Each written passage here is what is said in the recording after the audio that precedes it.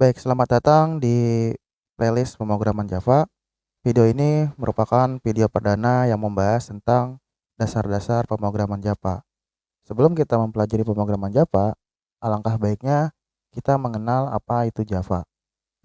Nah, jadi Java adalah bahasa pemrograman yang kuat dan serbaguna untuk mengembangkan perangkat lunak yang berjalan di perangkat seluler, komputer desktop, dan server. Jadi, pemrograman Java ini bisa dibilang sebagai pemrograman yang general purpose, artinya pemrograman yang dapat digunakan secara umum, baik keperluan perangkat seluler, desktop, maupun server. Jadi, tidak terbatas terhadap suatu platform. Kemudian, kita akan membahas sedikit tentang lahirnya atau munculnya dari bahasa Java itu sendiri. Nah, pertama, Java dikembangkan oleh tim yang dipimpin oleh James Gosling di Sun Microsystem. Awalnya bukan Java namanya, tetapi OWAC. Nah, OWAC ini lahir pada tahun 1991 untuk digunakan pada chip yang terembed atau tertanam dalam peralatan elektronik. Kemudian, OWAC ini dirancang ulang pada tahun 1995. Kemudian diganti namanya menjadi Java yang didesain untuk mengembangkan aplikasi web. Jadi, Java ini merupakan bahasa pemrograman revisi ya atau perbaikan yang sebelumnya namanya bukan Java tetapi OWAC. Kemudian pada tahun 2010, Sun Microsystem ini yang pertama kali meluncing ya atau memperkenalkan bahasa Java ke masyarakat dibeli oleh Oracle pada tahun 2010. Jadi sekarang kita kalau mau berkaitan tentang Java tidak lagi berhubungan dengan perusahaan Sun Microsystem tetapi dengan Oracle. Selanjutnya kita bisa melihat ya histori dari Java pada alamat URL berikut ini. Nah, berikut merupakan sosok dari James Gosling yang merupakan ketua tim dari bahasa pemrograman OWAC yang menjadi bahasa pemrograman Java. Selanjutnya, kita juga akan membahas tentang varian atau jenis-jenis pemrograman Java. Berbeda pada pemrograman lain yang memiliki satu jenis, nah pada Java ini memiliki beberapa varian atau jenis yang digunakan secara spesifik. Contohnya, yang pertama ada Java Standard Edition atau biasa disingkat dengan Java SE. Nah, Java Standard Edition ini digunakan untuk aplikasi klien atau untuk mengembangkan aplikasi berbasis klien atau desktop.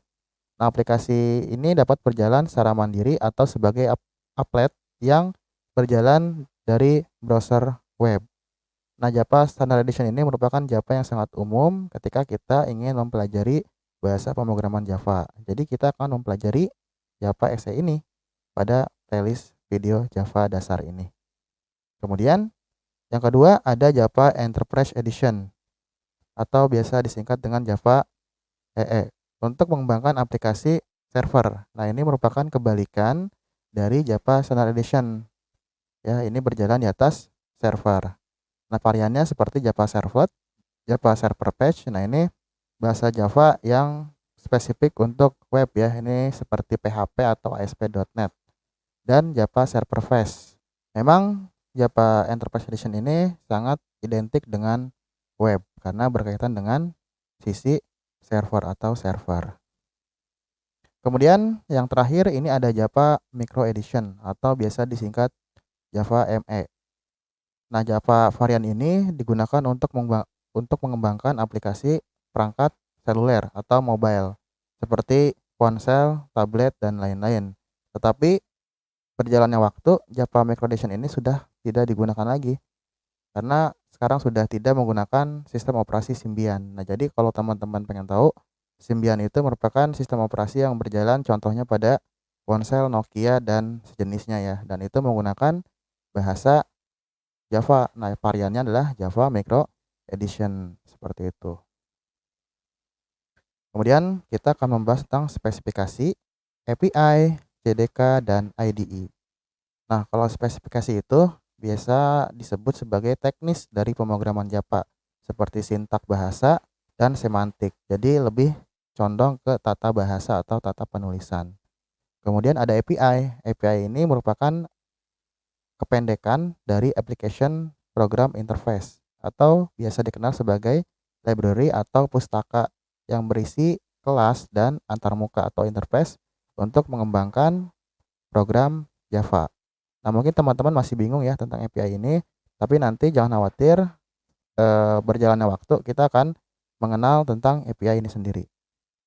Kemudian ada JDK. Nah, JDK ini merupakan komponen yang wajib yang harus kita pasang atau kita install pada komputer kita. Karena JDK ini merupakan lingkungan pengembangan untuk membangun aplikasi seperti applet, komponen, dan lain-lain ya menggunakan bahasa pemrograman Java. Jadi JDK ini merupakan fondasi awal ketika kita ingin mempelajari atau menggunakan bahasa Java.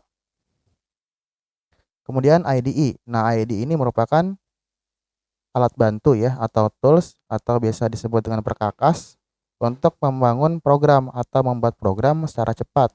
Karena di dalam IDE ini kita bisa melakukan pengeditan, penyusunan, mendebak, dan mendapatkan bantuan online yang terintegrasi dalam satu antarmuka pengguna grafis. Jadi IDE ini merupakan aplikasi ya atau software lah yang digunakan untuk mengcoding bahasa Java. Nah, di dalam mengcoding itu sebenarnya IDE ini bisa berjalan ketika kita sudah menginstal JDK. Jadi langkah awalnya dalam melakukan instalasi kita harus menginstal JDK terlebih dahulu baru menginstal IDE. Dan IDE ini bukan sesuatu yang wajib ya, karena kita juga bisa menggunakan text editor seperti biasa ya. Contohnya seperti Notepad, Notepad++, Visual Studio Code, dan lain-lain. Jadi tidak harus menggunakan IDE. Nah, berikut ini merupakan sejarah atau histori dari perkembangan JDK ya. Nah, pada versi awal atau versi pertama ya, ini disebut dengan JDK Beta.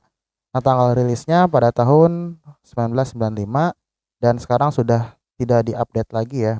Ini bukan berarti tidak bisa digunakan, masih bisa digunakan, tetapi sudah tidak diupdate lagi oleh perusahaan yang berkaitan. Dan ini masih Sun Microsystem ya, perusahaan yang belum diakuisisi oleh Oracle sampai JDK 6. Nah, kemudian yang harus kita install sekarang itu adalah minimal Java SE 8 LTS atau Java Standard Edition yang versi LTS. Nah, kenapa kita harus menggunakan LTS? Karena LTS ini merupakan versi yang cukup lama disupport oleh perusahaan yang berkaitan. Contohnya perusahaannya apa aja? Perusahaannya seperti ada Oracle. Nah, ini bisa disebut sebagai perusahaan atau vendor ya. Nah, kalau Oracle ini ada yang secara komersil ya, yang berbayar maupun yang non komersil. Kemudian ada Zulu dan ada Adobe Open JDK serta Amazon Corretto. Ini masih banyak lagi sebenarnya, tidak hanya ini saja ya untuk perusahaan ataupun vendornya. Biasanya Java yang reguler atau Java yang versinya tidak mendapatkan LTS itu akan mendapatkan update kurang lebih 1 tahun sekali ya. Contohnya dari Java 9 ke 10 ini hanya 1 tahun ya untuk mendapatkan update-nya. Sampai yang terbaru yang sekarang ini itu versi 15 ya. Ini 15. Dan 16, 17 ini sebenarnya sudah ada cuman masih belum banyak digunakan. Yang sekarang ini pada saat video ini dibuat, Java yang terbaru atau yang terkini itu merupakan Java yang 15. Nah, alangkah baiknya kalau kita ingin menginstal JDK, kita bisa menginstal 2 JDK sekaligus ya. Contohnya Java 8 dan Java 11 karena dua-duanya sama-sama mendapatkan varian LTS atau long term support atau dapat didukung secara lama ya atau panjang. Kemudian ini adalah vendor ya atau perusahaan yang mendukung versi JDK 8 dan JDK 11. Nah, kenapa di sini saya hanya menampilkan 8 dan 11? Karena kembali lagi yang 8 dan 11 ini mendapatkan versi LTS atau long term support. Nah, di sini untuk binary-nya contohnya ada Oracle JDK, kemudian Oracle Open JDK ya. Kalau yang atas ini yang komersil, yang bawah ini yang non komersil. Kemudian yang free dan open source biasanya kita menggunakan Adobe Open JDK atau Open JDK lah ya. Dan ini biasa ditemukan di sistem operasi Linux dan Mac. Kemudian ada Amazon Corretto sampai IBM Open JDK seperti itu. Dan ini kita bisa melihat ya, tersedia untuk download, kemudian free untuk diproduksi, kemudian free sampai di update-nya sampai kapan. Ini adalah keterangannya seperti itu. Setelah kita membahas tentang JDK, sekarang kita akan membahas tentang tools atau aplikasi pendukung lainnya untuk menunjang pemrograman Java. Nah, teman-teman di sini bisa memilih ya mau menggunakan text editor ataupun IDE. Nah, kalau text editor ini ada beberapa varian ya. Contohnya kalau di Windows ada Notepad dan Notepad++. Kemudian ada Sublime Text, Visual Studio Code, Atom, dan lain-lain. Biasanya Sublime Text, VS Code, dan Atom ini dapat digunakan di berbagai macam sistem operasi, berbeda seperti Notepad dan Notepad++. Biasanya ini hanya bisa digunakan di Windows. Nah, bedanya apa dengan IDE? Kalau text editor, kita hanya mengetik perintahnya saja. Nanti kalau mau dijalankan atau di-compile atau di-interpreter ya, itu secara manual, berbeda dengan IDE. Kalau IDE ini kita sangat dimanjakan, karena selain kita bisa menulis secara langsung ya, kode Java, kita juga bisa menjalankannya di dalam IDE tersebut. Jadi tidak usah membuka atau menggunakan cara yang manual. Contohnya di sini yang terkenal adalah Eclipse, NetBeans, dan IntelliJ IDE, baik itu yang community atau yang free dan open source maupun yang ultimate, yaitu yang berbayar. Silakan teman-teman tentukan sendiri mau pilih yang mana. Nanti pada video berikutnya saya juga akan memberikan langkah-langkah dalam melakukan instalasi JDK dan langkah-langkah dalam melakukan instalasi tools baik itu di sistem operasi Linux maupun di dalam sistem operasi Windows. Baik, ini adalah contoh dari sintak atau program Java ya. Mungkin teman-teman yang baru mengenal apa itu Java, ini adalah contoh program Java ya. Nah, di sini tersusun dengan kata kunci import, kelas, public, dan lain-lain. Nah, bedanya apa? Bedanya kalau yang warna biru ini merupakan kata kunci atau keyword bawaan dari Java ya, dan kita tidak boleh menggunakan identifier dengan nama yang sama seperti kata kunci atau keyword bawaan dari Java. Nah, contohnya apa? Contohnya yang warna hitam ini. Hitam ini kita boleh menentukan sendiri untuk penamaannya. Tetapi kalau yang warna biru ini sudah wajib tidak boleh diikuti. Dan ini contoh program Java untuk menampilkan tampilan GUI ya, atau Graphical User Interface, di mana kita hanya menampilkan ukuran layarnya sekitar 300 dan 200 pixel. Nah, di sini ada keterangannya. Kalau yang warna biru public ini contohnya untuk modifier. Nah, apa itu modifier? Modifier itu kata kunci ya atau keyword yang tidak boleh digunakan untuk membuat identifier. Selanjutnya ada modifier juga ya, static juga modifier masuknya. Void ini nanti berkaitan dengan fungsi ya atau metode. Mungkin teman-teman masih bingung sekarang ya, tidak apa-apa, nanti berjalan aja. Nanti juga teman-teman akan paham sendiri gitu ya ketika teman-teman sudah memperhatikan video ini secara seksama. Oke, kemudian ada metode name ya, atau ini namanya metode utama, namanya main. Kemudian dalam metode main juga ada parameter. Nah, contohnya seperti ini. Kemudian kita juga harus mengikuti aturan. Aturannya apa? Biasanya program Java itu menggunakan tanda kurung buka dan kurung tutup ya, seperti ini. Kemudian untuk metode biasanya menggunakan dalam kurung. Kemudian kalau untuk array ya, array seperti ini, string siku seperti ini ya, siku buka dan siku tutup.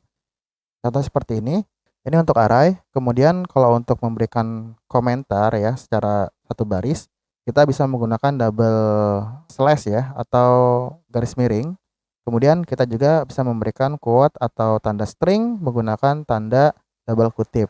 Dan biasanya setiap program Java harus diakhiri dengan titik, koma atau semikolon. Jadi itu adalah aturan bakunya. Dan Java juga bersifat case sensitive, artinya kita harus bisa membedakan yang mana huruf kapital dan mana huruf yang non kapital. Nah, berikut merupakan langkah-langkah dalam menjalankan program Java. Contohnya di sini kita membuat program Java di dalam text editor, kemudian kita mengetikkan program Javanya di dalam text editor yang teman-teman pilih, contohnya pakai Notepad ya.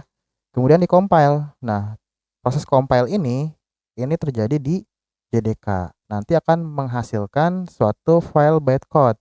Nah, file bytecode ini merupakan file di mana akan diterjemahkan ke dalam bahasa mesin. Nah, kita tidak akan mengerti tentang Java bytecode ini karena akan dibuat secara otomatis oleh JDK. Nah, biasanya file bytecode ini berekstensi .class. Kemudian dijalankan atau diterjemahkan, kemudian akan menghasilkan suatu output seperti ini.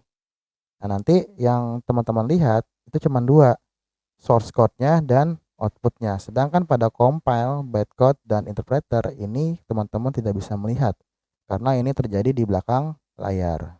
Nah, ini juga sama ya, caranya seperti tadi. Contohnya kalau kita membuat program sederhana seperti ini, kita akan menyimpan di dalam text editor, kemudian disimpan ke dalam hard disk atau media penyimpanan. Kemudian kalau kita ingin mengcompile ya, mengcompile seperti ini, maka perintahnya menggunakan javac atau javac ya. Nah, ini perintah untuk mengcompile yang nantinya kita akan mendapatkan suatu Java bytecode dengan nama atau dengan ekstensi .class. Kemudian Java bytecode ini hasilnya seperti ini kurang lebih ya. Jadi ini tidak sama ya seperti ini. Jadi kita tidak akan mengerti bahasanya. Kemudian bytecode ini akan dijalankan ya dengan JVM atau Java Virtual Machine.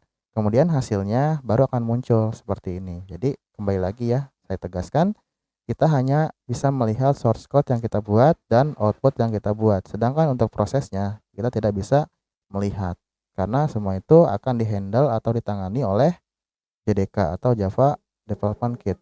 Dan ada beberapa style atau gaya dalam pemrograman Java. Contohnya kalau komentar seperti ini ya. Ini yang sebaris, yang ini multiple baris atau banyak baris. Kemudian ada indentasi ya atau penjorokan ya atau pembatasan. Nah, biasanya yang bagus ini yang bawah ya. Contohnya kalau kita membuat statement atau membuat rumus, lebih baik kita menambahkan spasi ya agar lebih enak lihatnya gitu ya, tidak seperti yang atas. Yang atas ini sangat sempit ya sehingga kita tidak enak ya melihat kode seperti ini. Makanya disebut bad style dan good style.